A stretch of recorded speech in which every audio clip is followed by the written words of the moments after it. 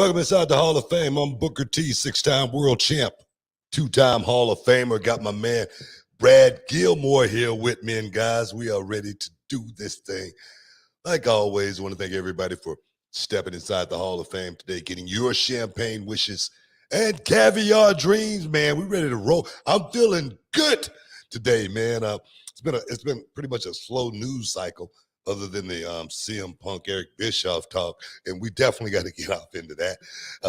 Of course, the Sonny news, man. Sonny's in some big trouble, man. We definitely got to talk about Sonny. But other than that, I've been feeling good. How you been feeling today, Brad? Yeah, I've been doing good, Book. I'm along the side with you, kind of been taking it nice and chill, rearranging things in the studio. But I'll tell you what, and you would think by this time of my life, like I'd be used to it. Boy, when that summer heat comes in Houston, man, it comes quick, doesn't it?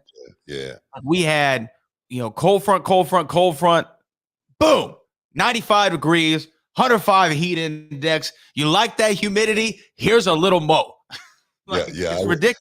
I tried to play golf the other day, and I got out there, and I was like, damn, it's hot out here. And I got through 9 holes, and I wrapped it up. And then me and my brother, we tried to go out on Saturday and get around in as well. And I'm telling you, man, by the 15th hole, I was feeling it, man. I was like, man, I'm ready to wrap it up. But my brother was like, hey, let's do it, man. I'm like, nah, I gotta finish it. So I ended up finishing the round, but it was hot out there, man. That's Houston, though, dog. That's Houston. You just got to get ready for it. And the thing is, there's no preparation. Just stay in the house. I mean, literally, crank the AC up. Hopefully, you have balanced billing with your AC provider, with your electric company, so that you don't get charged $800 or what have you. But yeah, man, I'm excited. I'm thinking about getting the solar panels. See, I still don't understand. There's got to be some gimmick to that, right? Because they say eventually they pay for themselves, right? Yeah. And then from what I understand, the electric company will start writing you a bill, like a check. Yeah. See, and the thing is, from what I heard is, a lot of people got them on top of the house, and they say if you got enough room, enough space, they can actually build a spot for it. So I got enough space in the backyard actually to build a little spot for the solar panels. So I'm thinking about it. Yeah. Well, you have a neighbor or somebody who lives close by you who's always been the object of my intrigue, who has this big baller compound, and they got these big solar panels. Yeah. Right. Have you ever on the side of the house? Yeah. I don't know what this gentleman does, but like there's always a person. I don't know if it's a gentleman or a lady. And you know what? I've learned, don't ask too many questions. No, don't ask, man. I mean, they've been there for a minute. I don't say nothing. I drove by there a couple of times, and I wasn't moving too slow either. That's like a Tony Montana area. Yeah. You don't know when you watching them if they watching you. You just keep it pushing. You know what I mean? Like Tony Montana. What did that truck park down the street for? What is that car there for? It's been there for a week. You got to be careful. It was crazy though, man. It's crazy just talking about that. I called Brinks today, right? So I need you guys to come out and install 3 more cameras to my house. Okay. And they say they'll be out here on Monday to get the work done. And I'm serious, man. This catalytic converter problem. I said, I'm gonna get new cameras and cover everything on the property and give me a immediate alert when somebody's trying to do something on my product, because this thing is getting crazy, bro. Somebody sent a comment in the to me on Twitter, said, man, they would be at the show, but they're scared they're gonna get their catalytic converter stole out of the car. You know what I mean? So this thing is real, man. We need to catch these suckers, dog. Oh man. Man, I didn't even thought about that. Because you had how many? 1, 2? 2 stolen. Yeah. And within the same, within 2 weeks apart. Oh man. The converter for the RV is like $2,000. Ooh. Yeah. So this thing is getting crazy, man. You got to protect yourself. I mean, you got 20 catalytic converters, and you take them. I got these converters. You know what I mean? How much can I get? How do you move them? What's going on here, man? I'm serious. We got to definitely do more investigation on this. Well, you know what? I mean, I don't know how you move those. Like for me, I'm trying to buy some credit cards. I need them in 3 hours. You know what I mean? So I can start doing my stuff. My name is Johnny Wishbone. Sorry, I watched Beverly Hills Cop. Exactly. Yeah, exactly. Come on, man. I'm trying to make some money. I need three hours. You gotta give me more than 3 hours. Yeah. Heck yeah, man. Seriously, man. So it's nuts, man. It's nuts. Like I say, with the heat now, with these people out there stealing everything, man, you in trouble. You're in trouble. Seriously. Yeah. Well, you know what? Blessings to you. I hope you get all. When you said the Brinks, I thought you were saying you were calling the Brinks truck. You know what I mean? To finally pull up to the Gilmore residence. You know what I mean? Drop off some duckets to your boy. That's what I thought you were going to say. None of that, man. Brinks to come protect me, bro. I'm serious because I'm serious. It's like when I first had my first car was Z28. You know what I mean? That I first bought. You know, when I first started wrestling, and I remember my brother. He had this sweet Camaro, and somebody had broke into it, and they spray painted on it, caught you slipping. Okay, yeah. So that obviously audacity. No, seriously, yeah. So obviously they had been watching him. You know what I mean? And I remember that week, I think I let my dog sleep in the car. Peter, don't come out to me, please. I had a child back then. His name was Rocky, and he stayed in the car for about a week. You know, I get him out in the morning. You know. These are from the fabricated memoirs of Mr. Huffman.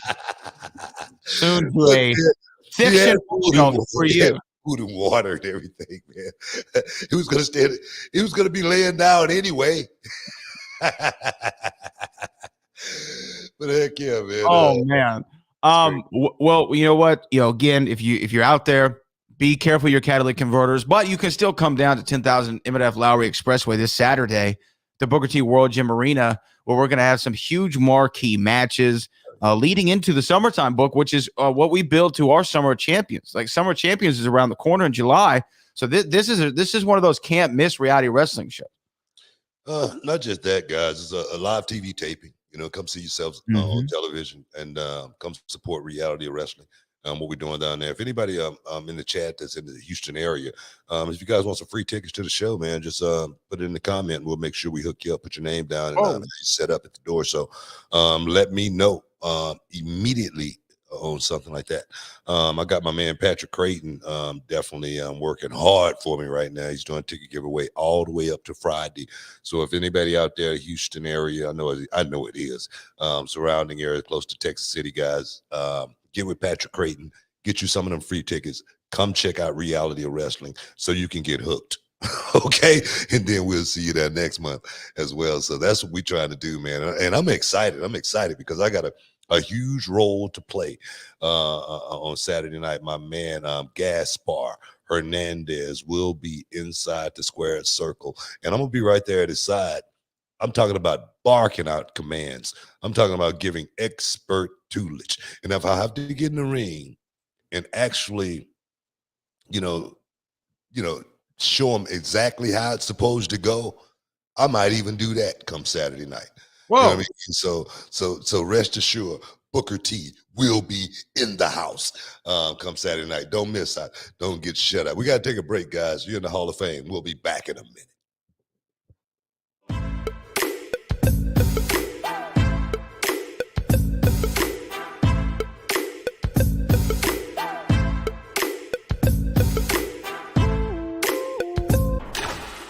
You're worth it.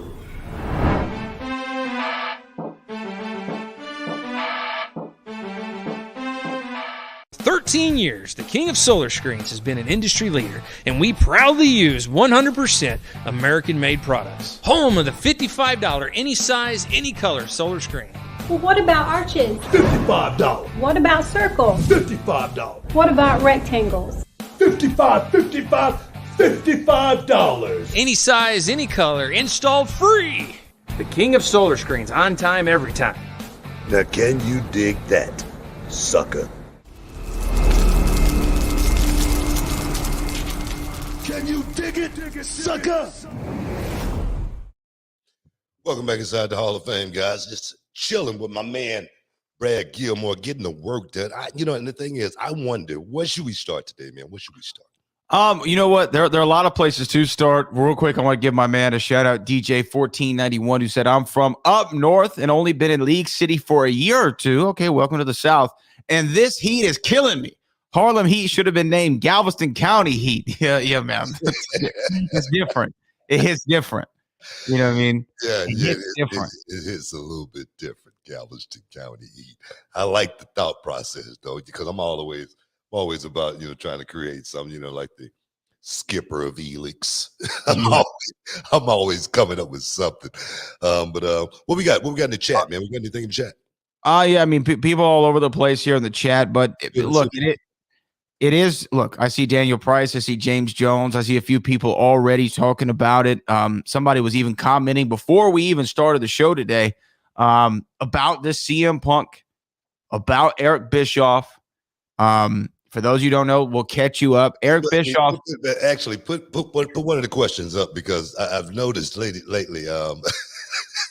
It's like I read some of the comments sometimes, and somebody goes, "Man, why is Booker T talking about China?" You know what I mean? Nobody asked him about that. Actually, somebody did. It was a question. It was a question. Okay. Let me find it. Well, this is a comment from Daniel Price about the situation, but he said, Daniel Price says, yet again, Punk shows he's nothing more than a sensitive, emo, overgrown child that thinks because he's rich and famous, he can be reactionary, act privileged, and say whatever he wants.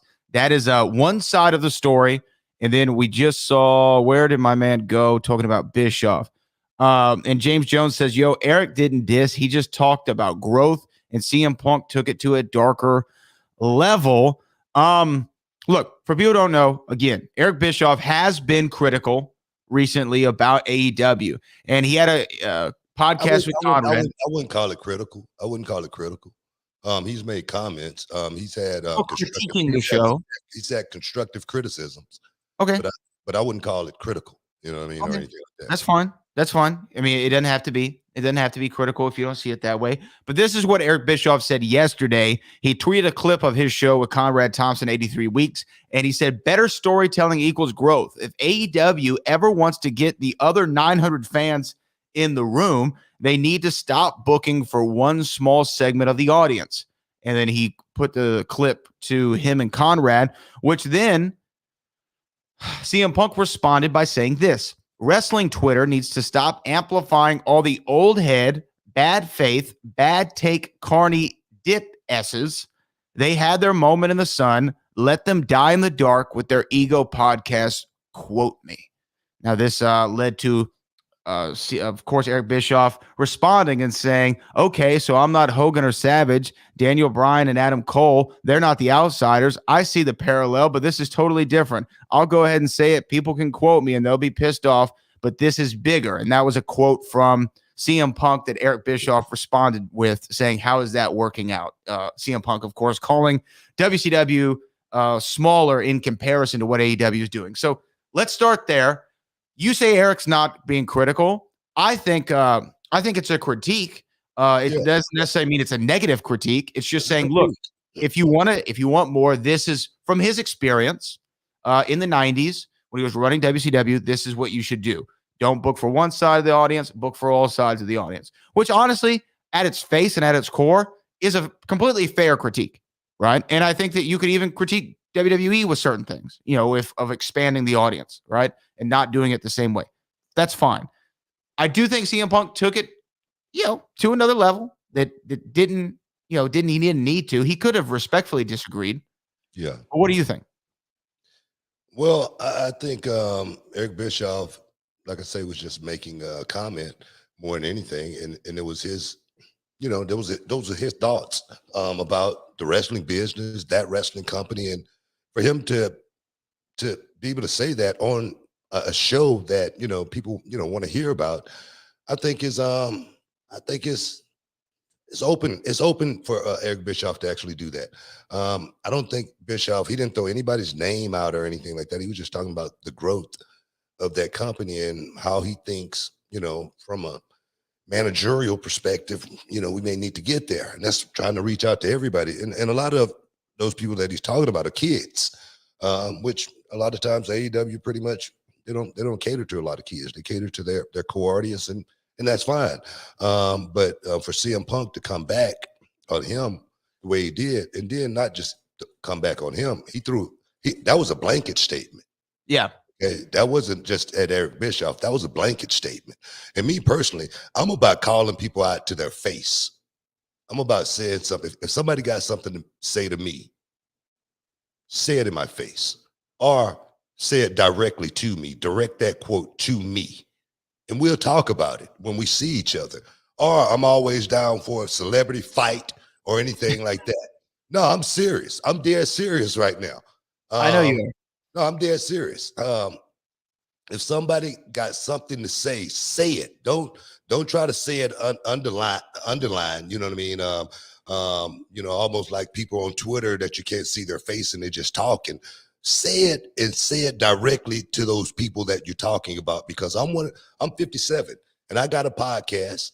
And if you got something to say about my podcast or me, actually having comments about the wrestling business, a business that I've been in for over 30 years, that I love a whole lot, that's given me everything that I have today, we got a problem with that as well, because I feel like I have the knowledge first and foremost to talk about it, more so than most. Okay, I've reached a very high level in this wrestling business, and for me to have students that's going out in this wrestling world, I think they might want to know about the pitfalls that you may fall into, the little bitty curves that you're going to have to, take a little bit sharper than others, the people that you're going to be dealing with in this business. So I say to CM Punk, don't just make a blanket statement like that. If you got something to say to certain individuals with podcasts, which I just happen to have one, but I have a radio show as well, say it. Don't beat around the bush about it. And then we'll talk about it at a later date, or we'll figure out how we can fix it. It's that simple. Well, I mean, let me ask you, let me be a journalist here and follow up. Did you feel that tweet was directed at you in any way? I feel like it was a blanket statement. It went out to everybody over a certain age. And let's just say this, CM Punk is 43 years old. Okay. I don't think he could be talking about, well, when I get old, okay, he's already there as far as that going to think he could down someone who I think I was just getting my first girlfriend, or maybe just had my first kiss when CM Punk was born. So he's not that far behind me, as well as in a few years, he might have a podcast and he may be one of those guys. So like I say, don't make a blanket statement and don't reference who you're talking about, because if I'm one of those people, just let me know, and because I'm gonna keep talking, and more importantly than that, if it has to be taken any further, that could happen as well. I've never been in a UFC fight or anything like that. No. But I've always been able to protect myself. Yeah. You know what? Here's the thing. Eric Bischoff had an opinion. CM Punk had an opinion. Eric Bischoff's opinion was a direct criticism, right? Mentioning specifics. CM Punk's did seem a little retaliatory. Wait a minute. But it was a constructive criticism. I agree. And maybe I missed. It wasn't anything negative. He didn't say AEW sucks. I hate it. He said, look, if you want to grow your audience, here's my suggestion on how you could do it. Okay. That's fine. Yeah. And I think he's just as entitled to that opinion as anybody else. I have an issue, again, with the blanket statement, right? With the subtweet, as we call it in my generation, if you don't at me. So at who you're talking about. I respect it. If he said at Jim Cornette, at Bruce Pritchard, at Chris Jericho, at Booker T, at Eric Bischoff, at whomever else, put him in the tweet. I don't have a problem with it. Cool. Yeah, that's your opinion. Seriously, yeah. Because and you said it with your chest. Like because I do feel like it was a blanket statement. I do feel like it was a statement that was directed towards people who make comments about wrestling, and I'm one of those people. So I'm like this: if you got a problem with me, just say it. Okay, don't beat around the bush or anything like that, because that's the way I am. I normally, when I got a problem with somebody, they know it. Yes. They know it. I'm not shy about it. I don't, beat around the bush. You know what I mean? I'm not one of those guys that, want to tweet about it or anything like that. I'm going to come right in your face. And if I think you suck as a man, I'm going to tell you, man, you suck. If I think you're a piece of crap, I'm going to say, man, you know what? You're a piece of crap. You really are. You really are a piece of crap. That's what I'm going to say because I'm a man, as well as I've always said, everything that I say on this show, I'm willing to say it directly to the person that I'm talking about because I'm never speaking about anyone ill on this show. Always constructively, always there to help them more so than anything. So that's where I'm at on that comment. I know we got to take a break. We do. So stick around. We might have more on this maybe, but we got a whole lot more on. Stick around. We'll be back in a minute.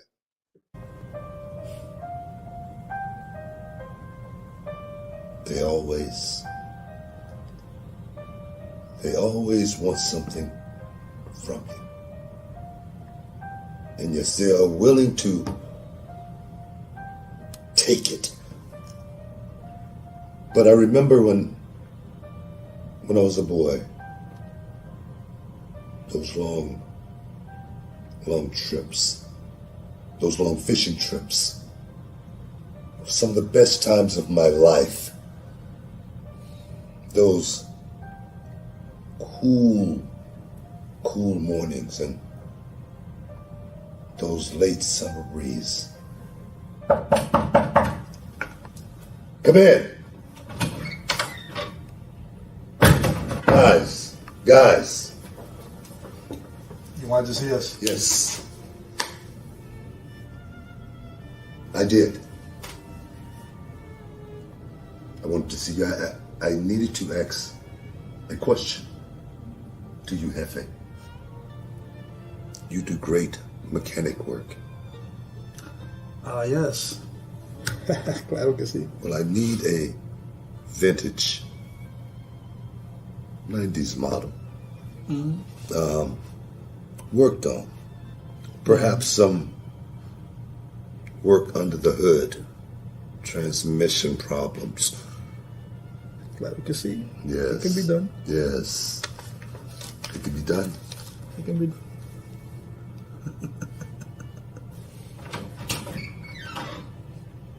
Now it's time to reel in the big one.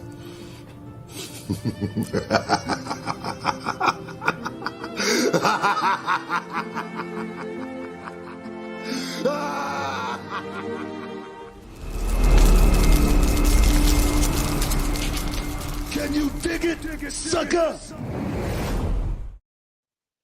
Welcome back inside the Hall of Fame, guys. We just chopping it up, just rolling down easy street here inside the Hall of Fame, giving you your champagne wishes and caviar dreams.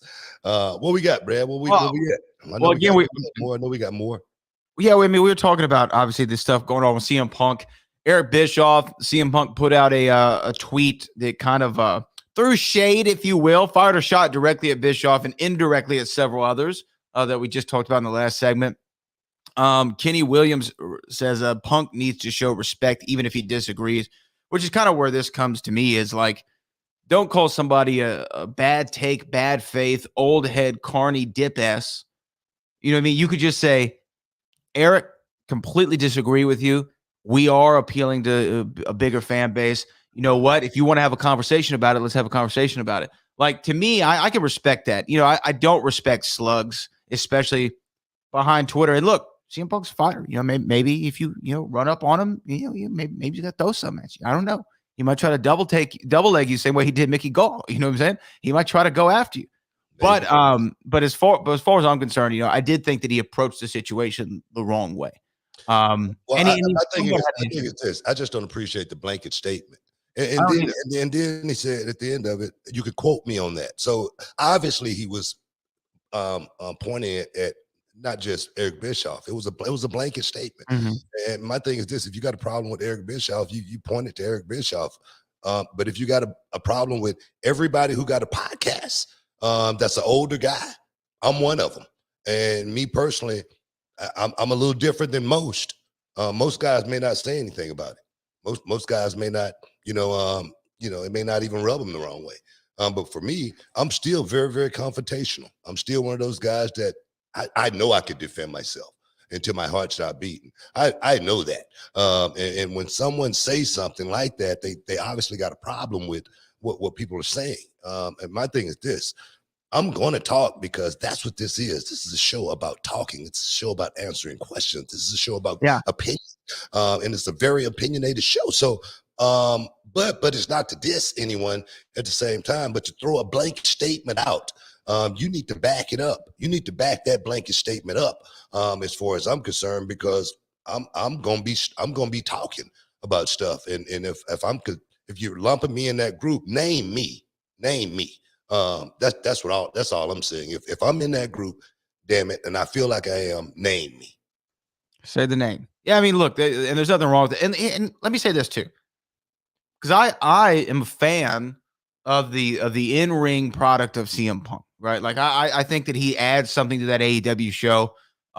He is a star, right, on the roster. So obviously, fans like me, people who come to this business as a fan, we're going to look at what he says and take it to heart. So there are a lot of people out there who might just read that tweet, that blanket statement, and discredit any of the quote unquote old heads as just having bad takes, right? Or just having negative comments.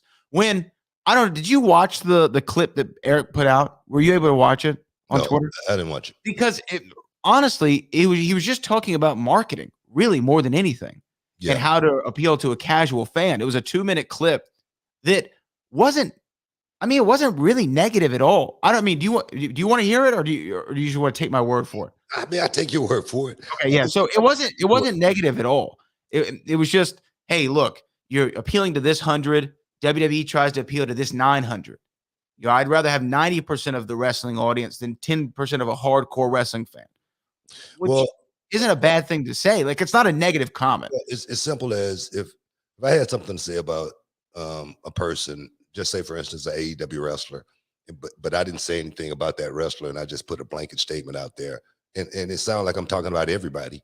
I feel like everybody in that company should have a problem with me when they should have said it. It's just like me when I used to have, it's just like when I used to be a wrestler, right? When I used to be on the roster, and they used to say, "Hey guys, on these house shows, make sure you stick around and watch the matches." Okay. And I would never stick around and watch the matches. I would always get in my car, go to the next town. All right. And then we would have a meeting on Monday. Okay. And the meeting is about guys leaving the building and not staying for the meetings. I mean, not staying and watching the guys wrestle. Okay. And my thought process was always, I'm not going to learn anything from these guys, watching these guys, okay? I need to be on the road to get to the next hotel so I can get some sleep. Okay, we would have the meeting. And then every time at the meeting, they would say, hey, guys are leaving. Guys aren't staying and watching the guys wrestle. Guys need to stick around and watch these guys wrestle, right? The meeting would be over with. I would go, well, they didn't say anything to me, so obviously they wasn't talking to me. Okay, so that's the way I looked at it. You know what I mean? So I'm the type to say, if you're talking about me leaving, tell me so I can tell you, man, look, man, I'm not going to learn much from these guys, sticking around watching the matches, but I do know if I'm rested for Monday Night Raw, I'm going to give you 100%. Then we can have a conversation there. So I'm just saying, I'm not going to make a blanket statement about anything or anyone without specifically directing it towards the individual that I'm talking about. And you know what? On this show before, right, especially CM Punk's return to AEW. I mean, you were critical of, you thought he dropped the ball, right? Well, I just thought the promo could have been better.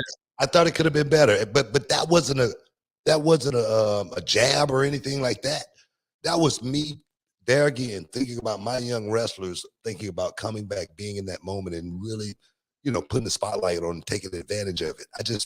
I think coming back and talking about WWE was the first thing should have been done. I'm just talking about, coming from the old place, whatever it was. I can't even remember the promo, whatever it was.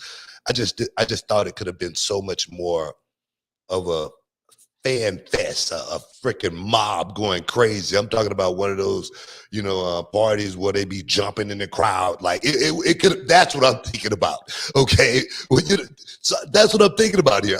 I'm thinking about how big it could have been. I mean, I'm talking about the celebration of CM Punk coming.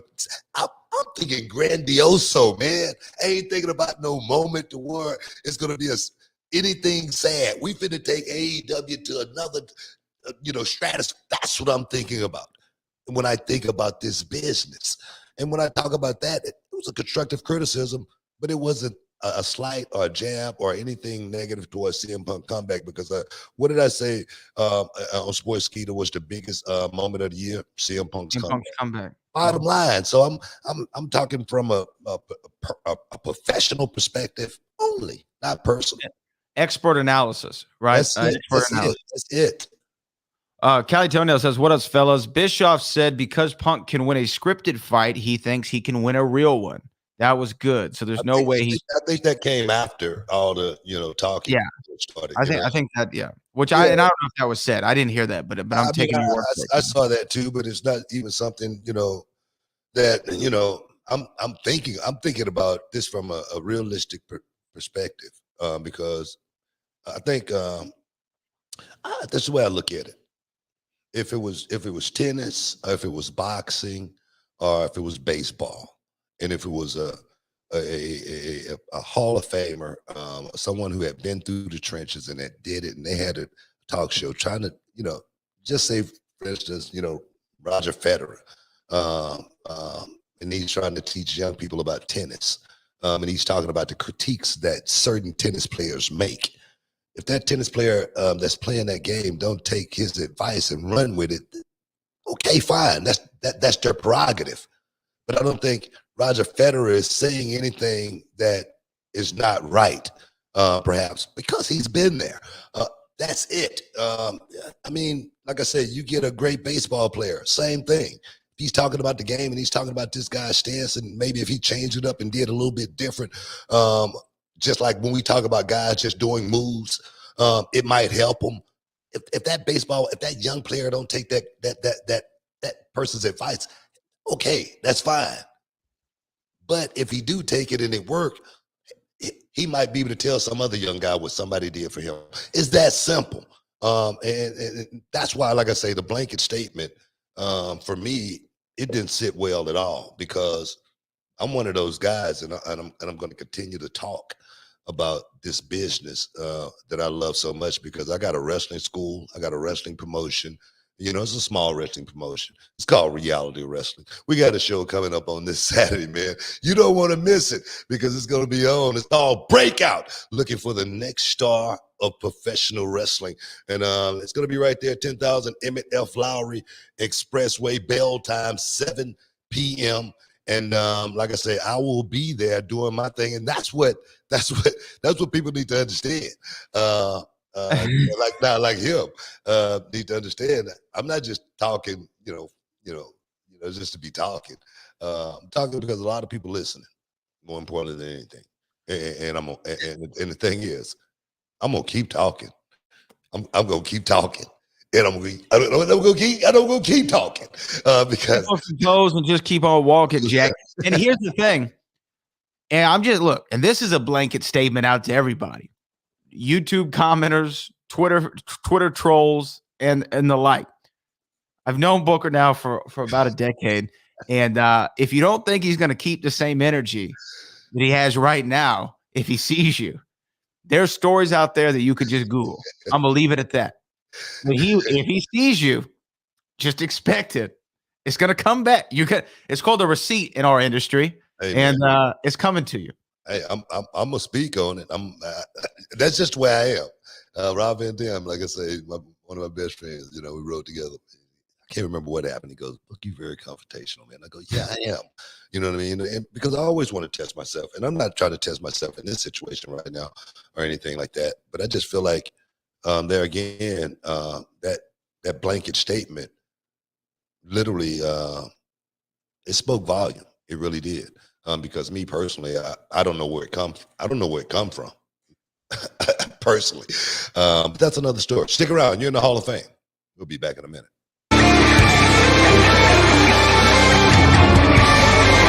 In here for the team. Absolutely. And Curdy, carry on. What do we know about Janai Kai? As we get the match started, I apologize, Rachel. But here we go. Janai Kai. Promise Brecht, the kick demon as she is known. Look at this. Backing up Promise in order to defeat Janai Kai. I mean, everyone's upping their game coming up to the Sherry Martel Classic, clearly trying to impress Booker, trying to qualify for that Classic. I clearly don't have to. I'm the champion. I'm automatically in that. Oh, look at this, though, Janai Kai. This could be all. This could be all cover. 1, 2, and the chosen one kicks out. Braxton able to get her shoulder up. She's able to get her shoulder to block that kick. And I think she's looking for a broken promise, Kirby. Has her up. This might be all. And broken promise to Janai Kai. Can she capitalize? Cover. 1, 2, 3. The Rebel Buddhist victorious on her march to the Sherry Martel Classic. Nice to see you, Janai.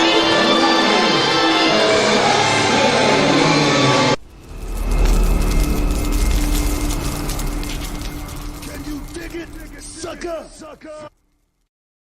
Welcome back inside the Hall of Fame, man. Man, I finally got a chance to see that Mike Tyson footage of him beating the hell out of that guy on the plane. It's funny, man. Mike was hitting that. It's highly entertaining. Mike had him, cornered too, and he was little short shots, bang, bang, and he was just laying him in. Did you see the stupid look on the guy's face after Mike beat him up because he was trying to get some money out of that, man? That's what he was trying to do. He was trying to get a payoff. Yeah. Look again. I don't know why you want to. What did Roddy Piper say? Never throw rocks at a man with a machine gun. Yeah. Right. Yeah, but you know it was a setup because the guy, Buddy, was taping it. Oh yeah. And they were trying to get a YouTube video together there. They got one. See, because that's Mike Tyson, man. Mike Tyson, what, 54, 55? Yeah. Mm-hmm. Still got a mean streak, man. Still got a mean That's streak. still Mike.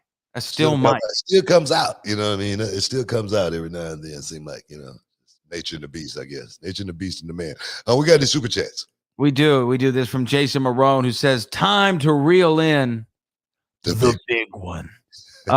Booker, you threw Kevin P under the bus. Those kickoff panels are very entertaining. Props to all involved as always. Man, I love working with Kevin Patrick, man, because he's a good kid. He knows his role. Just the chemistry there is actually pretty cool. This week, actually, I messed with him a whole lot, and especially when MVP came out. I just totally threw him under the bus when MVP came out. But we had some fun.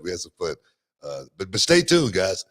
We got some stuff coming that you're really gonna like in the future here. So just stick around. Booker T, like I say, he ain't going nowhere, man. I got a whole lot in the bag. You're going to step on some toes and keep walking, Jack. This guy named Alex says, do you think wrestlers / producers who listen to Bischoff's criticism will cause them to work harder? I can't say will it cause anybody to work harder or anything because of what Bischoff is saying. I think Bischoff actually, he wanted to do something with the business that was revolutionary at the time. I remember talking to Eric Bischoff, and he said he wanted all the wrestlers to be paid like football players. He wanted us to be paid, big money. The guys that, drove the ticket sales and, drove the merchandising and whatnot, that drove the machine. Those number one draft picks. He wanted those guys to get paid millions of dollars, man. And so I understood what Bischoff was trying to do back then. It didn't work out. I always say, and I'll tell it to Bischoff in his face as well. I say, I thought Bischoff lost his focus a little bit, when the NWO came in, and, I always thought it was hard for the boss to be one of the boys. I've always said that. I've said that, 100%. But will people listen, to Eric? I think he knows what he's talking about, from a from a business perspective, from a deal making perspective, Eric Bischoff knew what the hell he was doing. Okay. And I give him a whole lot of credit for that right there. He was definitely a driving force behind the machine of WCW, making a big step to the next level and competing with WWF back then as well. So he definitely knew what he was talking. But like I say, he did I think he made a mistake being one of the boys, not watching it from that 30,000, foot perspective, perhaps. You know what I mean? Yeah, but I think you should listen to him from a business perspective. I think he might be the one to listen to. Yeah, I mean, you look at he took from a company that was losing millions of dollars a year to a company that was making tens and tens of millions of dollars a year, selling 40,000 seat arenas out for a Monday Night Nitro. And then they start losing it again. It's like lost it all again. It's like gambling. It was like gambling. He came in, man. He was on a roll. You know what I mean? The dice was hot. They were, and we ran with it for 83 damn weeks. But getting us to that point too, making that decision to bring in guys like Hogan, Hall, and Nash. Medusa. That was a huge move that paid off. And like I say, but not just that, those overseas deals, the stuff that WCW had back in the day. Eric was, the man behind the machine as far as making all this stuff happen. Yeah. So I would listen to. Here's my thing. I listen to everybody. You know what I mean? Just because you have credibility in the industry, like an Eric Bischoff does, to see what he did with WCW, doesn't necessarily mean that your opinion's correct or your advice is good. Just because you have little to no experience doesn't mean you don't have a good idea, right? Because sometimes when you aren't aware of everything, that will spark innovation and creativity. So I listen to everybody, and then I'll be the judge for myself on whether that advice is solid advice or whether I agree with it or not. I don't think that we wipe anything away. I mean, there's truth in everything. I mean, there's something you could take from anybody. Like I say, man, I can imagine if Pat Riley was on the show talking about basketball and critiquing, and somebody went on Twitter and said, Pat Riley, whatever, and all the rest of them. It would shock me, you know what I mean? And that's what, like I say, that's what the disrespect for me is what grabs me more than anything. The disrespect, and that's the one thing for me. I'm not finna. You're not gonna catch me disrespecting anyone. Mm-hmm. That's just not my thing. People can say what they want to say about me, even in my comments when I talk about people. Just like I made a comment about Finn Balor. I say, man, Finn Balor is great. You know what I mean? I say, but his promos, believability. You got to make people believe it. And then I made a reference to the way the guys did it back in the day, and not just back in the day, but the guys that like a MJF, get on the microphone and make you feel a little something. Those are the guys that, those are the guys that really draw all the money, but somebody could take that and make a negative out of it just to try to make, make it sound like I said something negative about Finn, which I really didn't. I'm trying to help him in those places that, or at least point out those points that he's lacking to make him a more complete superstar. And someone would want to take a negative about that. You know what I mean? So I'm not going to say anything negative about you. People might try to turn it into something negative by, clickbaiting it. But if you just listen to it and, see the forest for the trees, you might go, man, let me think about that. It's just like when we had Will Ospreay on, and when I had a chance to interview him, and people was talking about he did all the flips here, all the flips there, and all the flips there, and people was telling him, yeah, man, you're telling people to go to hell, and he goes, oh, wait a minute, let me think about this for a second. Maybe they're right. Maybe I could have done something a little bit different, opposed to saying going along, for the ride with, just because, people that really don't know. And then he say he got in the ring with, Shibata and wanted to do all that stuff. And Shibata said, no, we're not doing any of that. And he realized at that moment, so sometimes it takes, to get knocked in the head in order to figure out, somebody's trying to help you. I'm serious. Yeah, for sure. Absolutely. And since when did you have to be a fan of everything about everybody? Right. I mean, You can. It's like for longtime listeners of the show know I'm like a Houston Rockets fan, right? And a lot of times I would defend James Harden. It didn't mean that I didn't see the flaws in his game, right? It didn't mean just because I liked him, didn't mean I couldn't admit, okay, yeah, maybe he's got some flaws here. I wish he would do that a little better, but I'm still behind him. I'm still rooting for you, James. But can you do a little something extra for me? Can you pass the ball? Can you shoot it before the shot clock gets to 4 seconds? Like, can you do some things for me? Help me help you, right? And I don't know. I think it's part of the internet culture. Like, there is a thing out there that's like Booker T hates AEW, which if you ever listen to the show, you know, both you and I talk positively about AEW more than anything.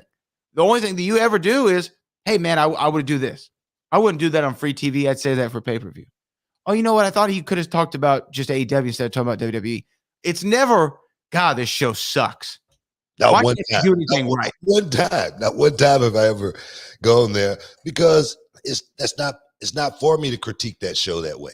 Right. You know, it really isn't. It's just like me, booking the show. It's not for me to book the show, but if it's something that I don't like I say, like having a blood match on a Wednesday night when the kids got to go to school the next day, that's just not my cup of tea. Okay. I feel like, we could save that and draw people in to actually want. And people go, okay, what about this? Okay, well, what about? I get all of that. But that's not the end game for me.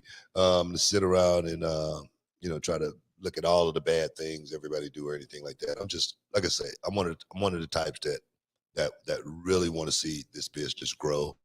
I'm one of the guys that's happy to see a company like AEW, because there again, guys, like girls like my AQA got a job there, and she's able to perform. Hopefully Ember Moon, they can send out a line and hire her, you know what I mean, and get her in there. One of my guys just got let go from WWE. So let's just put that out there. Draco Anthony, he just got let go. He got released. Maybe he can get a job, over there. Maybe he can, that's what this thing is all about more than anything for me. Like I said, I got students that's out there working in this game, and they got to know the pitfalls and the do's and don'ts, and more importantly, the respect. I hope all my guys understand what respect is at the end of the day, because I criticize Ember Moon. People said, but I didn't call it a criticism. I called it, me talking to one of my kids, more than anything. Stick around. You're in the Hall of Fame. We'll be back in a minute.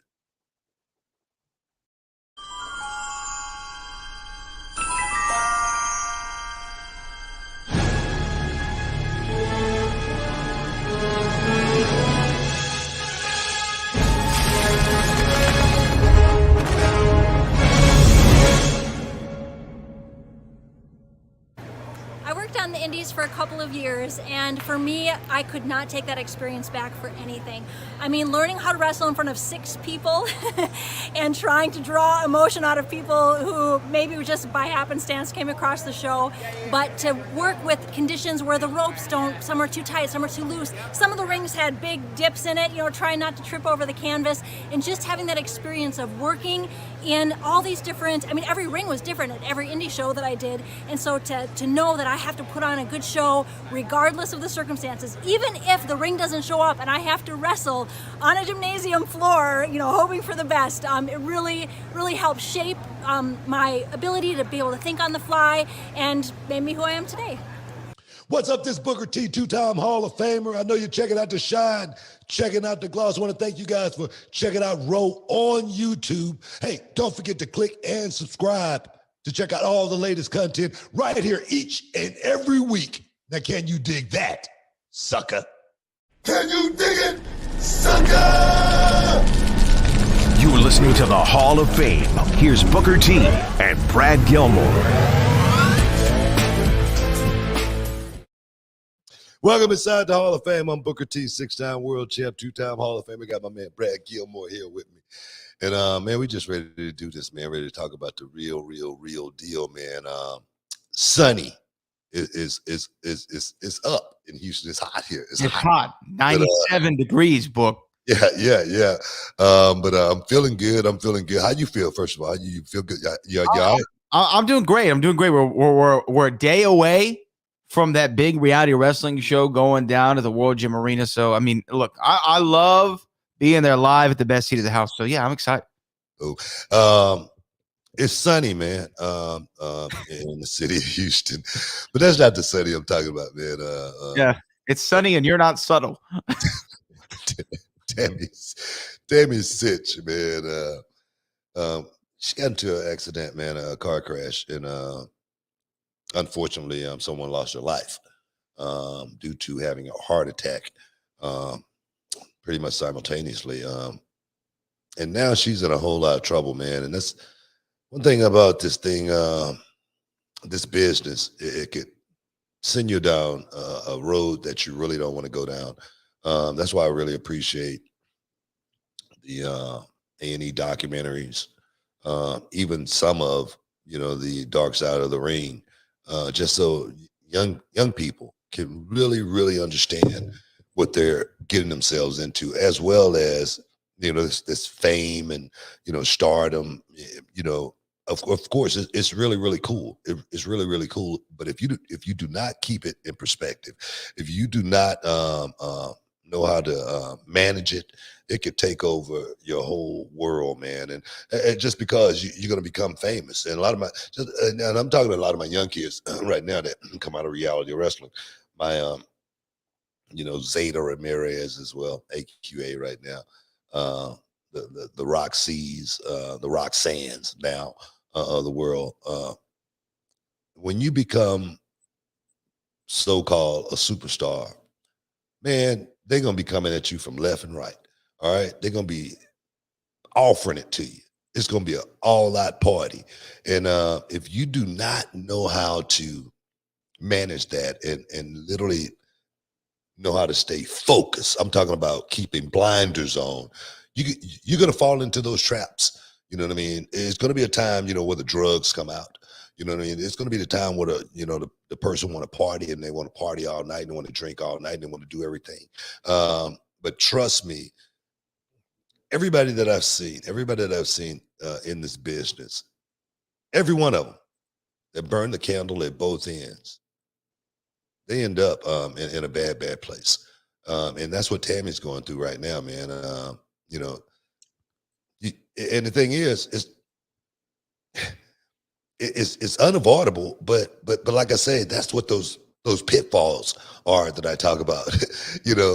That those sharp curves that I talk about. It's not actually the curve. That's what I'm talking about. You got to know how to, there again, stay focused if you want to make it through this business, because I hate seeing what she's going through. I think this is her 5th DUI. Okay. And this one ended up in tragedy. Somebody lost their life. And I just say, young people getting into this business, always, this is what I've always been able to tell myself. I say, when I look in the mirror and start winking at myself, that's when I got a problem. Yeah. That's when you a star, baby. Oh yeah, look at him. You know what I mean? I'm finna go get in this ride, this whip. That's what they say these days. I'm finna go get in this whip. You know what I mean? I'm finna hit the scene and we finna do it. But I'm gonna tell you, that's all good. And that's all good, doing it. But you got to know how to do it in moderation, because there again, we was talking about this business and having fun. It's not fun for me anymore. Well, it's never been really fun for me. It's always been a job. And when you got a job, your ass better stay focused, because you could be here today and you can be gone tomorrow. So I like I say, I pray for her, and I hope she can come through this, man, because they just filed a motion to revoke her bond. I don't know how that played out, but it looked like this time could be, her facing, a prison sentence or something like that. And that right there, I know what the inside looked like, and for her, it could be a whole lot longer than what I had to spend. Sonny, obviously, if you look at just her legacy in wrestling, she meant a lot to the business and a lot to the women's side of things. And she ushered in a huge audience, the most downloaded woman on the planet, things of that nature. But, ever since I started following wrestling news, there's been an article out every few months of her getting into some sort of legal trouble. I remember in 2012, she was arrested 5 times in like 4 weeks, right? One of them was 3rd-degree burglary. There was a DUI then. There was a violating a protective order. She has, like you said, 5 DUIs, right? 5. I know in the state of Texas, if you get 3, they're throwing you in the clink and your driver's license taken away forever. It's a wrap. You can't get behind a wheel of a car again legally, right? And somehow for her to keep getting behind the wheel, evading serious punishment of any kind, it's a failure on our system as a whole. And had something been done earlier, and had she gotten more than a slap on her wrist, this person who lost their life could be alive still today, right? Because when you get behind the wheel and you're under the influence, and her blood alcohol level, by the way, for those listening, 3.5 times the legal limit.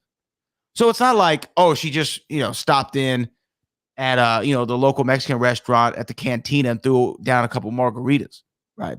Like she was lit driving the car. 3.5 times legal limit, cost somebody their life. I think that I respect your opinion, and I think that you're a bigger man than I for wishing that she battles her demons. But I've kind of lost respect for it this time. Like I have no sympathy for her. In all honesty, when you take somebody's life because of your negligence, and it's not that. It's not that I have sympathy for. I think more empathy. I hear you more than anything, because, like I say, I can almost guarantee that she wasn't out there trying to kill somebody. Okay, I mean, driving under the influence, of course, that could happen.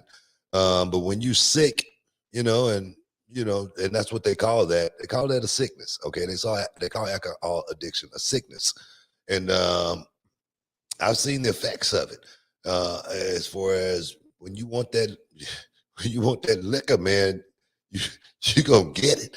And for her, there again, being in prison or being in jail for a substantial amount of time, I don't wish that on nobody. I don't either.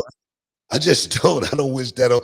I mean, if you murdered somebody and you deserve it and you go there, okay, so be it. Do I wish that on you, man? No. That's what I'm talking about. But there needs to be repercussions for repeated actions of negligence. Most definitely. So I don't say we shy away from the punishment or anything like that for her. Whatever she's going to get. But I just feel sorry for the legacy, what she did for the business. I mean, she did a lot. And then that fall from grace, it's got to be hard. It seemed like it would be so hard. It would be almost sobering to where you go, man, what am I doing? What am I thinking here? But for her, it's been like a roller coaster over and over and over and over. So like I said, I don't feel sorry for her or anything like that, but I feel sorry that someone like that, there again, lost it all. Yeah. I don't wish that on nobody. I really don't. And to see it's just sad. It really is. It's really sad because, man, like you say, she was on so many young men's walls. Oh man, you know what I mean? Forget about it. Yeah, she was Pamela Anderson level, right? Like of, oh my God, have you seen this woman study? I remember it was WrestleMania 14, the one with Steve Austin and Mike Tyson and Shawn Michaels, and they put her with Legion of Doom for LOD 2000. Yeah, I remember that. I was like, good God in heaven. Yeah. Play the match in slow-mo. No, bro. Like I said, she definitely she made her mark in the business, and she should be celebrated now. She should be celebrating. She's not, but you know what? There is a little bit more to this. You talk about her legacy, and that's really been the thing that's been called into question as of late. Not only her legal discrepancies, but should we still celebrate the legacy of Summy, of Tammy Cinch, because 2 years before you were, she was enshrined into the WWE Hall of Fame. And there are a couple of wrestling legends, one of them a Hall of Famer, who say that she should be removed from said Hall of Fame. We can kind of get into it because I know we're getting close to a break, but yeah, we got to take a break. We got to take a quick break. Stick around, guys. You're in the Hall of Fame. We'll be back in a minute.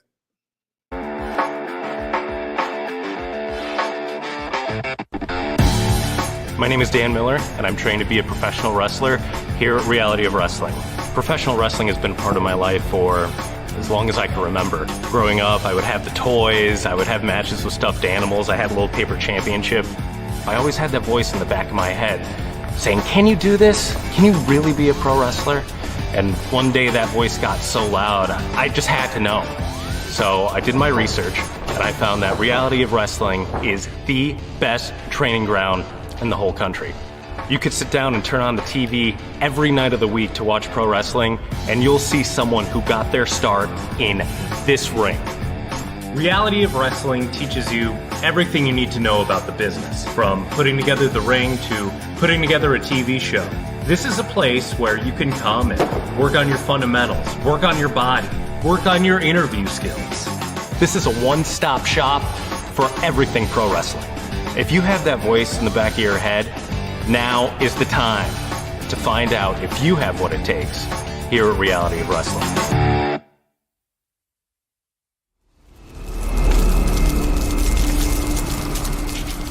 Can you dig it, sucker?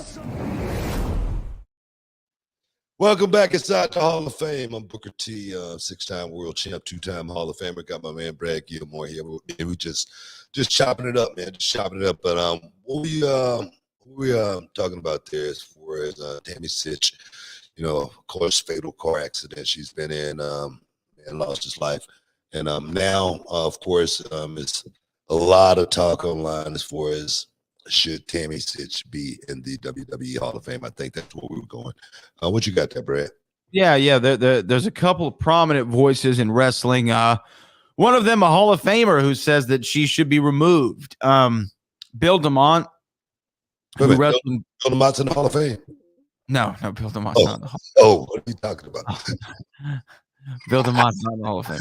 But Bill DeMont, who many know as Hugh Morris from WCW, he runs a foundation with his family. I think he and his wife, called the Carrie Ann DeMont Foundation, because his daughter tragically lost her life in a drunk driving accident in 2016.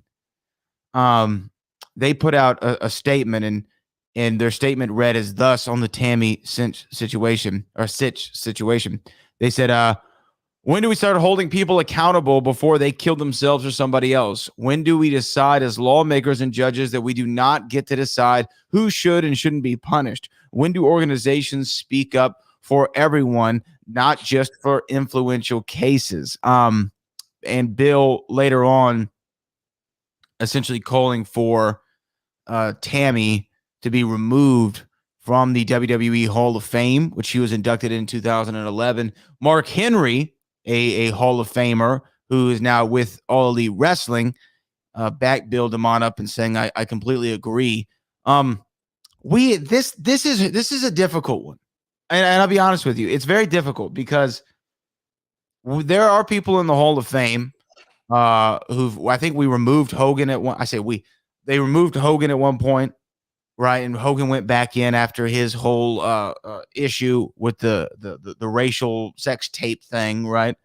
Hogan was taken out. He was put back in. There are people, I'm sure, if we go through everybody in the WWE Hall of Fame who have maybe not been on the up and up their entire lives, pre or post Hall of Fame induction. I think it's a slippery slope when you start talking about removing people. Do I think that she should be celebrated? No. I think that she's lost that celebration for me. I don't know if I'm down for removing somebody from the Hall of Fame, because like once you're in, you're in, right? I mean, I don't know. What do you think?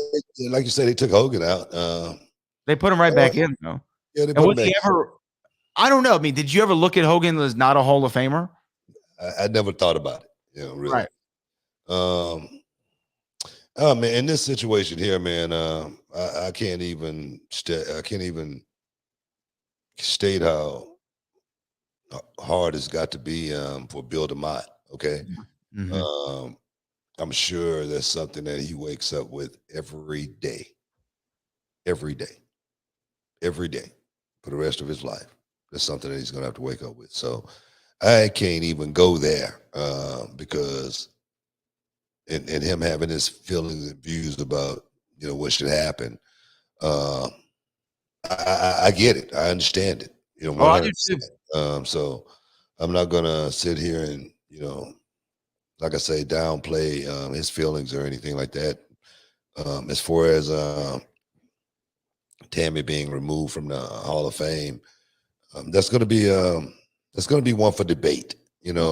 For me, I'm not looking for reasons to remove somebody from the WWE Hall of Fame.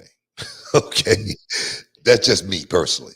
I don't think removing her from the WWE Hall of Fame is going to hurt or help her in any way. Me personally, I don't even know what it would, what would be the meaning of it. Um, Honestly, and what's going on in her life right now. There again,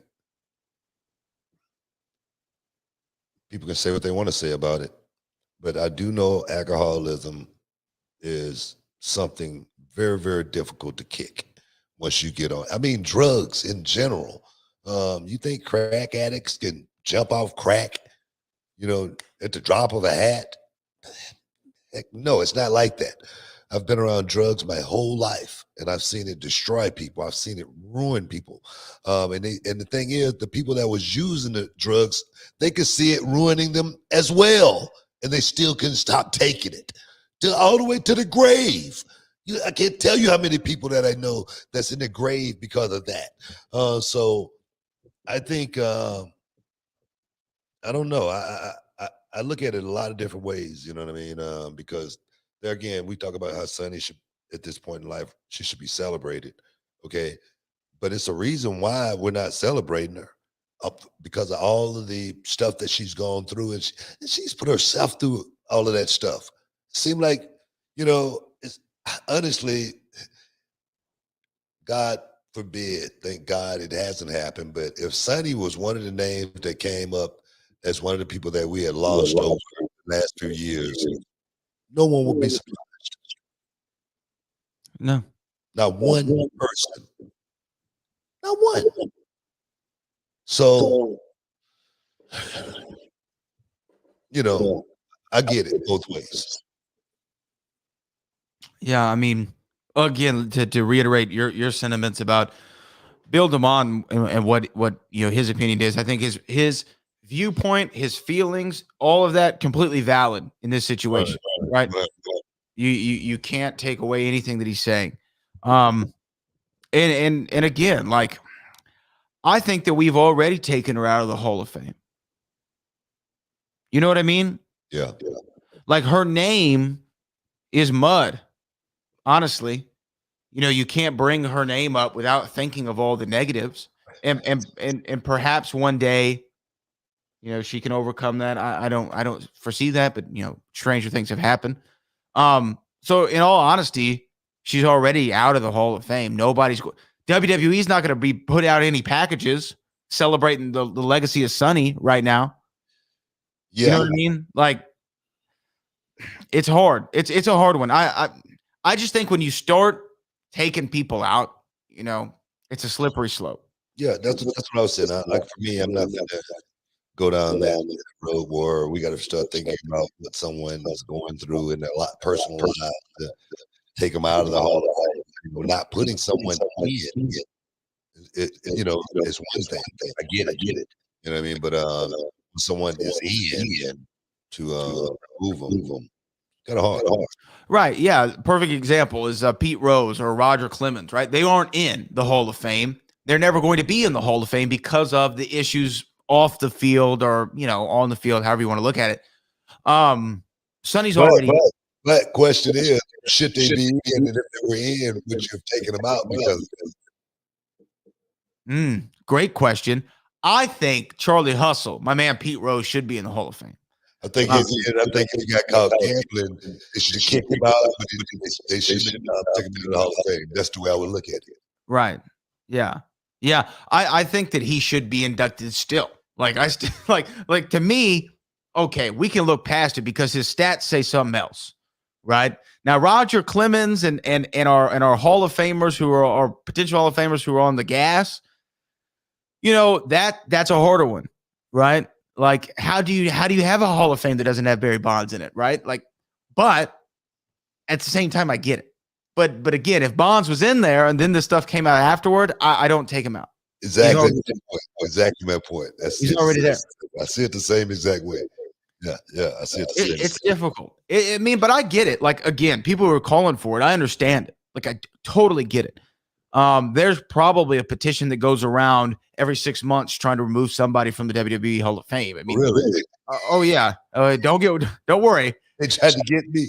If they remove you once, you still got one more ring. You know what I mean? And if then they get the second ring, you got Charmel's. You can wear. You know what I mean? Put it on the pinky. No, I mean, I remember, and this isn't a political statement or anything, but I remember when Trump was running, there was a thing about like, oh, get Trump out of the WWE Hall of Fame and things like that. So people try to take people out of the WWE Hall of Fame all the time. And that's why I am taking this platform to say, I want to start the petition. All right, let's get Drew Carey out of the WWE Hall of Fame. He does not deserve to be there. I saw him cheat some old lady on The Price is Right. And guess what? Guess what, Drew Carey? The price is wrong. All right? The price is wrong for you. Bro. I'm just kidding. I'm just kidding. I like Drew Carey. No, Drew Carey's a cool guy. He seems all right to me. But again, and I'm not trying to make light of the situation. I think that Sonny Tammy Sitch is going to get what she has coming to her. She's going to have her day in court like every other person is allowed to have. We'll see what the judge declares. I do think that vehicular manslaughter, especially with her background and record, there's going to be a considerable sentence handed down. I believe. Yeah. I mean, I don't know, man. Cases like this, we'll figure it. We'll find out. Sometimes it seems like hit or miss cases. You just don't know what's going to happen, what's going to come out, in court. So like I said, again, we'll figure it out later. But stick around. Be back in the back of the minute. A little bit, but I think the match that everyone kind of saw me at my I got the right exposure, I guess, is when I faced Ricochet in Japan for the Best of Super Juniors. And I think a lot of people saw that match and was like, all right, well, this is what Will does. He's a flippy guy. But I saw the constructive criticism that everyone would say, and I would go, hang on, no, they've got a point. They have got a point. We could have done some stuff different. We could have done this, that, and that different. And then I got in the ring with a guy called Shibata. And in New Japan, like, he was like top, like, do you know what I mean? He's like he was one of the new generation Three Musketeers. And I would be like, yeah, I want to do this, I want to do that, I want to do that. And he looked me dead in the eyes. Like, he just looks at me, he goes, no. Oh, mate, I'm so scared. And he didn't, honestly, he didn't tell me a single thing of what we were going to do until I got in the ring. Yeah. And I was so scared. Can you dig it, sucker? Welcome back inside the Hall of Fame, guys. Just chopping it up here inside the Hall of Fame. I want to thank all you guys just in the chat, keeping it alive, getting your champagne wishes, caviar dreams. You guys probably get it. You got some wrestling going on tonight. Wrestling tonight. What is going on? There's always things. There's always things hopping. Yeah, I tell you what, this NBA Finals, man. NBA Finals, man. I mean, I tell you, I haven't even been watching any basketball all year. But these playoffs leading up to the big game, these guys have been playing the ball, man. I'm serious. That damn Devin Booker, I don't know because of the name. The boy is bad. When he gets hot, he gets hot. But it's and that boy Luka. Man, The Great White Hope. he's bad, man. Watching the boys play without all the spotlights being on LeBron James has been different. It's been good. It's been damn good. And I think that's what the difference is. The Lakers is nowhere to be in sight. These young guys running. It's beautiful. It's a beautiful team. Just want to put that out there. What do you think they do with LeBron? You know, I mean, not saying that he didn't have a great year, because he did. I mean, he's LeBron James. Come on now. But he kind of has made some decisions that have held back his team. Chief amongst them, having Russell Westbrook join the squad. We saw how that worked out, and Russ is great. He's a Hall of Famer in his own right, but not a great fit for that team. There's been talks, and Stephen A. Smith even said they should trade LeBron James. Get him off of the team. Now, LeBron James has never been traded in his life, nor would he ever be under normal circumstances. But is it too late for the Lakers? As far as what? As far as the LeBron James era. Like, do they need to go ahead and cut bait? Because even LeBron started doing some weird posturing during the All-Star break, where he's talking about, hey, whoever picks up Bronny, that's the team I want to play for, his son, right? And then he even said, oh, I'd love to play with Steph Curry someday. I think me and Steph would be great on a team together. I think LeBron James is at Brian Danielson stage. Well, he can do whatever the hell you want to do right now. You want me to go play somewhere else? If I can go play there, I can go play. I can go have some fun over here. You know what I mean? It's actually time to have some fun now for LeBron James. I don't think life is as serious for LeBron going out there and scoring points, I think, as it is for him these days, just being, LeBron James. I really believe that. This guy's done so much in his life, and people are still thinking about his numbers, still thinking about how, what he's going to score every week. And the thing is, as of late, the talk has been about is do he think they had a successful season? LeBron said, yeah, we had a successful season. We didn't go to the championship or anything like that. We didn't go to the playoffs or anything like that. But what someone else measure successful and what LeBron measure it may be two different things. Right. I'm sure, serious. but to me, I mean, even Mike or Kobe in their last few years, or Shaq for that matter, they knew they weren't in title contention. But man, damn it, they still went out there and they balled out every night, right? Same way LeBron's doing. Like, he's going out there, he's balling every night, even though he knows he's not in contention. And I respect the hustle and the machine that is LeBron James. But he said it himself. He's always chasing that ghost in Chicago, always chasing Mike, the greatest of all time, Michael Jordan. And I just think that, especially when you go to the Lakers, which is such a storied franchise, you're there for 4 seasons. You win a championship in the bubble. I mean, you can't take that away from him, right? But you missed the playoffs 2 of the 4 seasons you're there. The other time that you were in the playoffs, you got bounced in the first round. You made it to the title once, which is still great. I mean, he kind of did his job by getting the title. But don't you kind of consider that if you're LeBron, like, man, this hasn't worked out the way I thought. Like, I thought I'd come out to La La Land, and bro, man, this is the Lakers. Like, we're about to be Showtime Part 2. The Lake Show is back. And it hadn't been. The thing is this. Have you had success in LA? I mean, have you had won a title? Okay. Do you know how many? Okay. What did LeBron James do before he got to LA? He won a title with Cleveland. What else? 2 years prior. And then he went back-to-back with Miami. Okay. Damn, is that not enough for you guys? Oh, it's enough for me. It's enough for me. He's one of the greatest of all time. He's top 5. The thing is, what do people want? LeBron James. LeBron James right there is 37 years old. He's a guy that's, pushing 40. All right. legs, gonna get tired sooner or later. He's not gonna be able to go out and be LeBron James. LeBron James is near retirement. I mean, literally, he is. He's near retirement. He's still playing at such a high level, more so than 90% of the guys are better in the game. So Of course. I don't know. I think he's done a hell of a job in LA.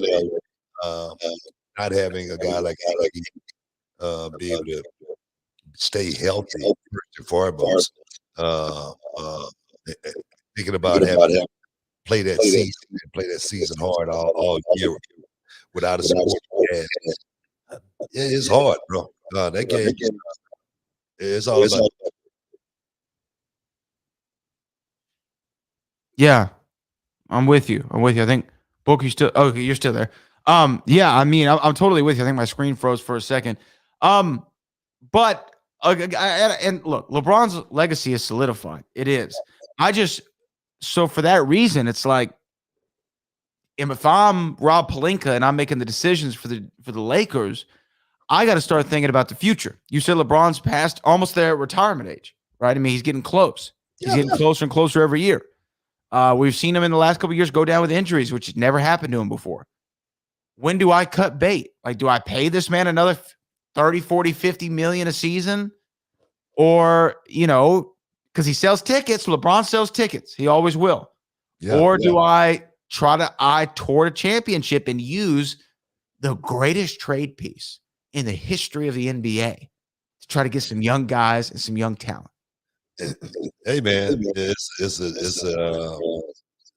a great thought, but when you got LeBron James, it's kind of hard to let him go, but I can understand business at the same time because New England let Tom Brady go.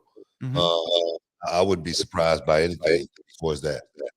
Man, speaking of Tom Brady, real quick before we go to break, what do you think about this contract he got with Fox Sports? I mean, Tom Brady is going to make more money as an analyst for the NFL for Fox Sports than he did as a quarterback in salary. That's insane to me. Yeah. I wonder what if Tom Brady can tell anybody of these young guys what they're doing wrong. Well, I think really Tom Brady is a bad take, bad faith, old head, ego-driven dip-ass. I'm serious. That's what I'm talking about, man. I wonder if Tom Brady can help these young guys through that ball. Well, but here's the thing, Book, though. You bring that up. I mean, we're talking about basketball. Chuck, Kenny, Shaq, right? They're on inside the NBA. Yeah. People always think Shaq's going at somebody, or Chuck's always going at somebody, or Kenny's, throwing a slide at somebody. When these are legends of the game. Shaq is a top 10 NBA player all time. Right? I mean, he's in the top 10 for me. Yeah. We think about the dominance of Shaquille O'Neal. Charles Barkley's a top 25 guy all time. Kenny Smith, we wouldn't have 2 titles in Houston if it wasn't for him. And Hakeem working the 1-2. These guys know what they're talking about. Just because they see something that you could improve on doesn't mean they're a hater, and doesn't mean they're an old head. Oh, when they say maybe not take every shot from 3, maybe you should say, oh yeah, maybe I could drive the paint. Maybe I could drive it and kick it. Yeah. Right? Yeah, maybe we could do a little pick and roll action. Yeah. I don't know, Book. Hey man. It's not like they have any credentials. You don't know what you're talking about, man. The hell you know. And I wonder if it's because my parents are considerably older, right, than I am. Like my dad was born in the 40s. So it's like I've always looked to the elders for the game. Like that's who's always given it to me. So I appreciate the word a little bit differently. That's what I mean. I'm a sports fan. I love boxing. I love MMA. I love combat. And every time you see a boxer, his trainer is always older than him. Yes. He's never younger. I've never seen a boxer with a trainer younger than him. Not once in my life. I'm serious. Because it's all about the knowledge, baby. It's all about the knowledge. Stick around. You're in the Hall of Fame. We'll be back in a minute.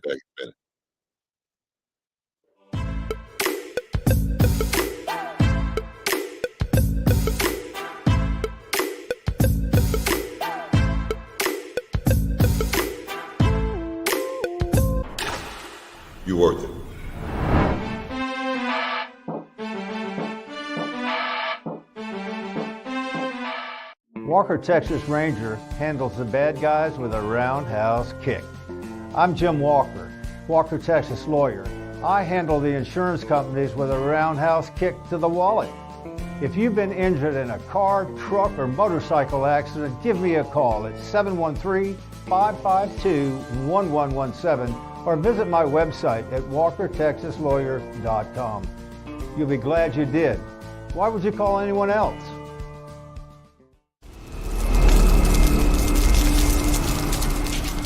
Can you dig it, sucker? Welcome back inside the Hall of Fame, guys. We just ready to wrap this thing up. Brad, I feel a little echo. You good? You good on your end? Yeah, you have a little in and outage with your microphone there, so we'll do some tests here in a second. I don't know what's going on there. Testing. Yeah. Hopefully you guys can hear me clear, but having a little echo in the back there. It's kind of messing with me a little bit, but we're just talking about the game. But I see we got a super chat. Yeah, this is from my man Cali Toenail. If Roman keeps the belts and is not around as much as like Brock did, should we expect everyone to turn on him and talk that part-time champ give up the belt if you're not going to be on the show, or is it different for him? Of course, there are reports coming out that Roman Reigns is going to be taking a little time off in the summer, which would lead you to think one of two things. Either he's going to drop that title soon, or he's going to kind of be the part-time champ similar to Brock Lesnar.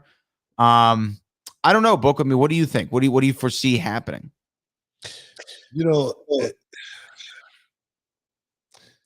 It's hard to make people happy, so I don't think you should think about what people want in certain aspects, especially as far as this goes.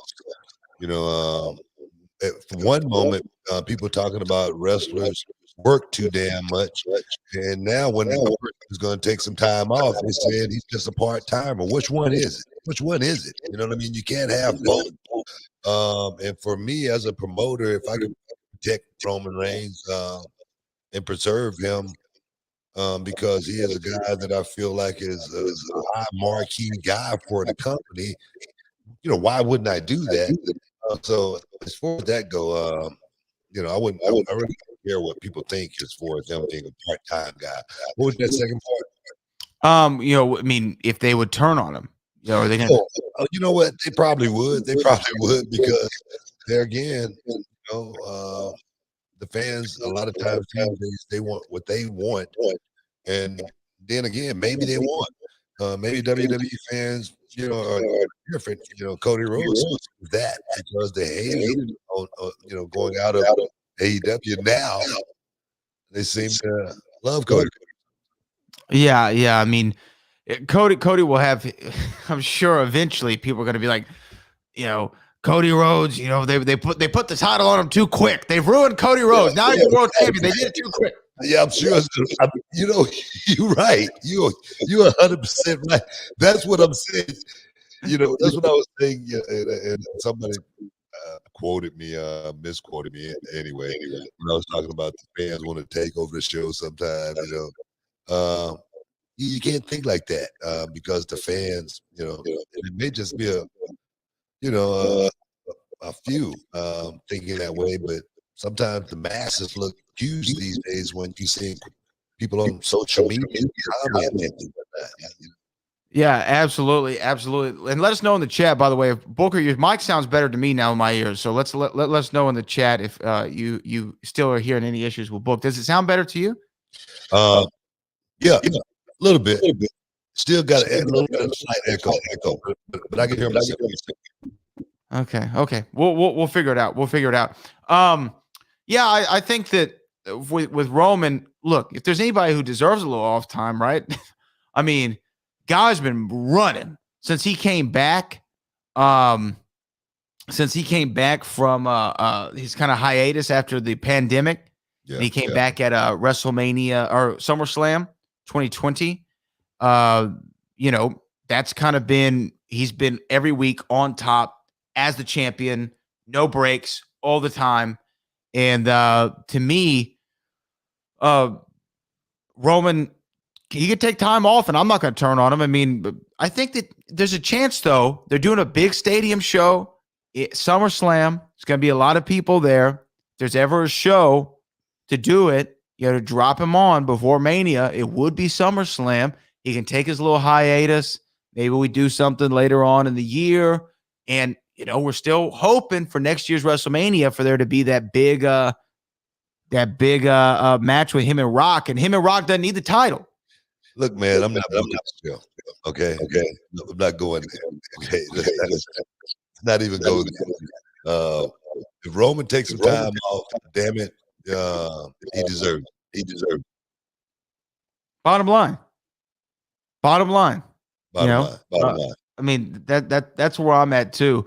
And by the way, speaking of champions, I do want to say that the Reality of Wrestling champion, the Mysterious Q, will be in action Saturday, May the 14th in the Booker T World Gym Arena, 10,000 Emmett F. Lowry Expressway. This is your final opportunity to get a pair of tickets. If you're watching us right now or listening right now and you're in the Houston area, make sure you hit us up on the Twitter or here in the chat so you can get a free pair of tickets to the show on Saturday. And if you all have not done yourself the favor, like do yourself a favor, right? Go to the Reality Wrestling YouTube channel, which you're already on for a lot of you. Hit that subscribe button and check out the Sherry Martel Classic, which there's been a lot of things that's happened in Reality of Wrestling during the time that I've been there. A lot of things that have shocked me, some things that have surprised me. I've rarely, if ever, been appalled in my time at Reality of Wrestling. And I'm not going to give away any spoilers. I won't say what occurred, but there was something that happened at the Sherry Martel Classic that I was appalled by the actions of a certain individual. And everyone, you can go check that out right now on the Reality Wrestling YouTube channel. Yeah, I said the same thing about Sharp. But hey man, did you check out Ric Flair? Man, he's back in the ring taking bumps. Woo! He's in there with Jay Lethal, doing what he's supposed to do. The Nature Boy, he can't let it go. And you know what, man? Maybe Nate shouldn't let it go. Yeah, let him go out there and do it. Whatever. Why, man? Why? How you gonna tell a Maine? Book? Come on now. I've learned from the best. How you gonna tell a Maine? Yeah. He can't go out there and provide for his family, live out his dream. Do it one more time. The Nature Boy, the greatest of all time. Yeah, you're right. Isn't he the greatest of all time? I rank Rick right up there, as being the godfather of this business, man.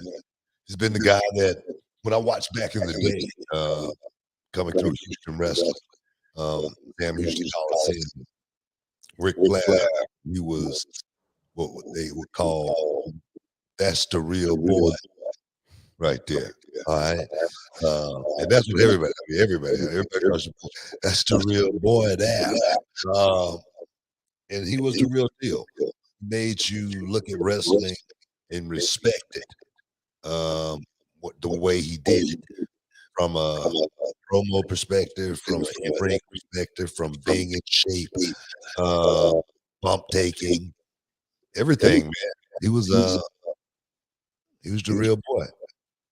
100%. So if Ric Flair wants to go out there and maybe him and Lethal could do a little something, right? Maybe they could pull something off. I don't know. Yeah. I love it. I love Rick, and I just, I'd rather Rick, think about it. Think about it. The people that love him, the people that want to, still want to see him around for a few more years, because the guy, he has done a lot for the business, and I know right now he's like a rebel. He's out there just doing his thing, but to see him in there taking bumps, it's not something I see. Yeah, no, I feel you. I feel you on that. We'll see what happens with the date. I know I ain't gonna be taking no bump. I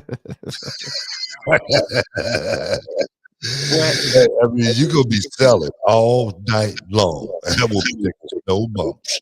You know what I mean? So I don't mind if he go out there and just beat the hell out of Jay Lethal. They'll be taking no bumps. Just don't do that for us, Rick. Don't do this for us, Rick. Well, BT, it's been another great, I think, week of shows. We'll shout out our whole ESPN 975 listenership here in the city of Houston. Shout out to MC. Shout out to Todd for continuing us to go on 4 nights a week in the city. So we hope you've enjoyed it thus far. And of course, all our people here on the Reality Wrestling YouTube channel, all 573,000. I think 573,000. We're almost to 600, man. 600. What? Hey, man, subscribe. Get on board with the road, guys. Come check us out this weekend. Also, 10,000 Emmet Flowery Expressway. I will be there for my thing, and it's gonna be a great show. Live TV taping, guys, for the CW39 right here, bitch. You don't want to miss out on all that shit. I'm about to lose my damn mind, guys. Hey, we got to get up out of here. Appreciate all you guys for sticking it out today with us. Your champagne with caviar drinks. Hopefully, you're not too drunk, not too full. Bradley, I appreciate you as well. Right now, peace. We out of here. Sucker!